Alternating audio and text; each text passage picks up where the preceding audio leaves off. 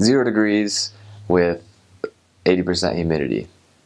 And then 100 degrees with huge thunderstorms.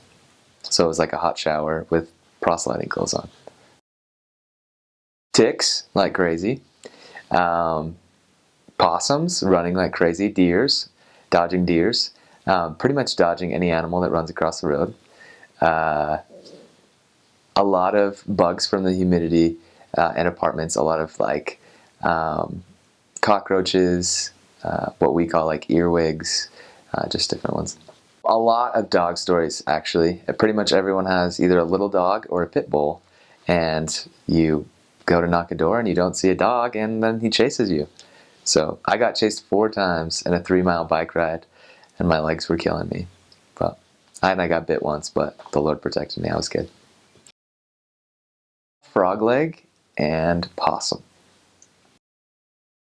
Pretty much just pulled pork and their incredible barbecue sauce there. Everyone kind of has their own thing to their barbecue sauce, but it's vinegar based, the different spices, pulled pork with coleslaw and a pickle. That's where it's at. I think gospel-wise, forgiveness, being able to forgive and recognize change, and just as a man or as a person, to be less judgmental and to know that everything will work out.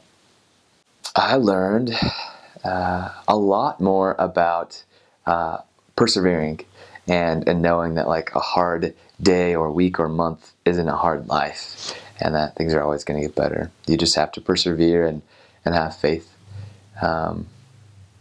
You learn so much. I've noticed since I've been home that a lot of the things that I went through on my mission, and then now the problems that I go through now, I'm like, well, I went through something like that on my mission, and this is how I did that.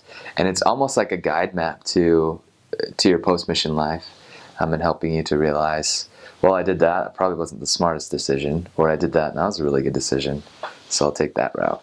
So I learned how to work on cars. I didn't know that too well beforehand. You learn a lot of like different independent skills, which are pretty cool.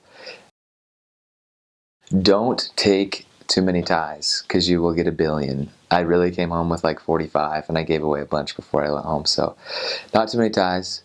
Choose wisely on your fabric of undergarment. Cotton poly worked really well. I liked mesh, some people didn't. Get a suit that's going to fit you well. Towards the very beginning of my mission, I struggled pretty bad in just figuring out who I was as a disciple of the Lord. And my mission president gave me a scripture in the New Testament in Mark chapter 9.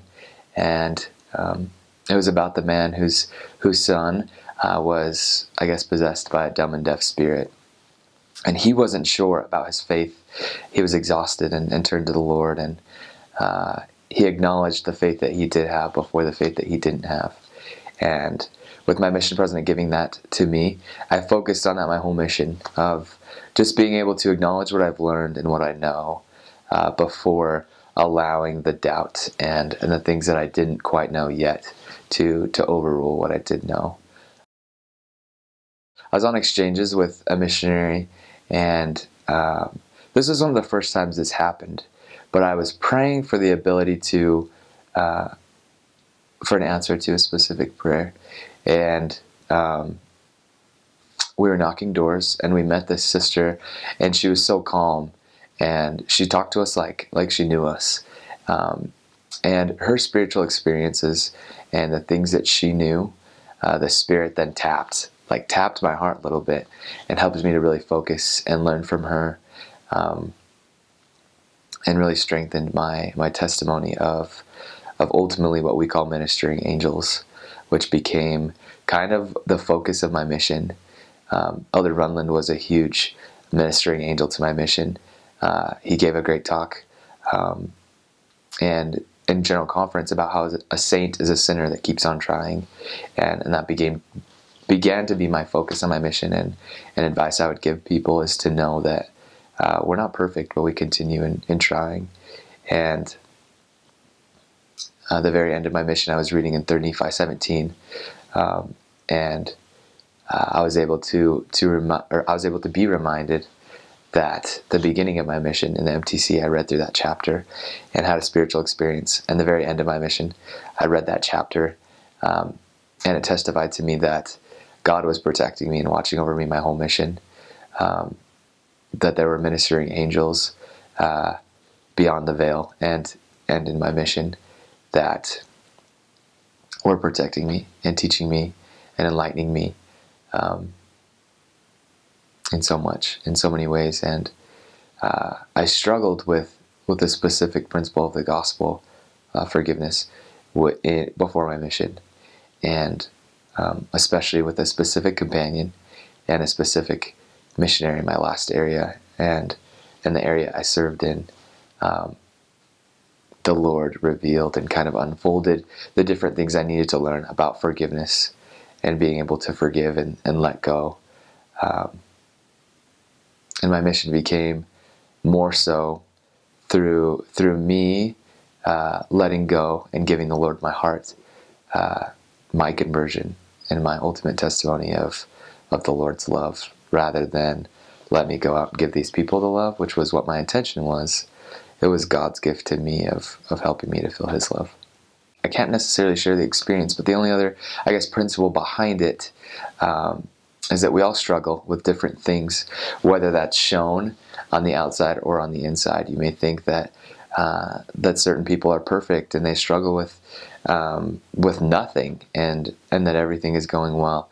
But we all struggle with something. We all sin differently, and we all in some degree compare our bloopers to someone else's highlight reel, as was said in our mission. But to remember that the Lord loves you, and that He wouldn't have called you to your mission, He wouldn't have called you to your area if you weren't able to do that. And to remember when you were set apart, and that sort of tingle and testimony of the Spirit that you're given, and knowing that this is your mission and your calling, and that it's not about anybody else, but to just know that the Lord will teach you through your 24 months and to never give up. Especially with the South and the Tennessee National Mission, become very familiar with the New Testament, especially the Gospels, and be humble, be teachable. I know that's kind of a hard thing, but as you're teachable, the Lord's able to mold you better and teach you the things you need to know.